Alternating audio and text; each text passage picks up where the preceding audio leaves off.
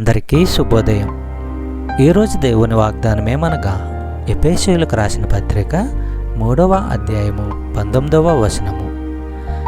జ్ఞానమునకు మించిన క్రీస్తు ప్రేమను తెలుసుకొనుటకును తగిన శక్తి గలవారు కావలెననియో ప్రార్థించుచున్నాను. జ్ఞానానికి మించిన దాన్ని తెలుసుకోవటం ఎలా? మితము లేని దాన్ని మనసులో ఇముడ్చుకోవటము ఎలా? దేవుని ఆత్మ దాని గురించిన జ్ఞానాన్ని, అనుభవాన్ని మన అంతరాత్మకు ఇవ్వగలడు. సముద్రం గురించి పుస్తకాలు చదవటం వల్ల దాన్ని అర్థం చేసుకోలేము. దానిపై ప్రయాణిస్తే దాని లోతుల్లోకి దిగితే అర్థమవుతుంది. దేవుడు అపరిమితమైన వాడు, శాశ్వతుడు, మానవ జ్ఞానానికి అందనివాడు. అయినా విశ్వాసులకు ఆయన తెలుసు. క్రీస్తు ప్రేమ విషయంలో కూడా అంతే. చెప్పబడిన వాగ్దానము దేవుడు దీవించి ఆశీర్వదించును గాక.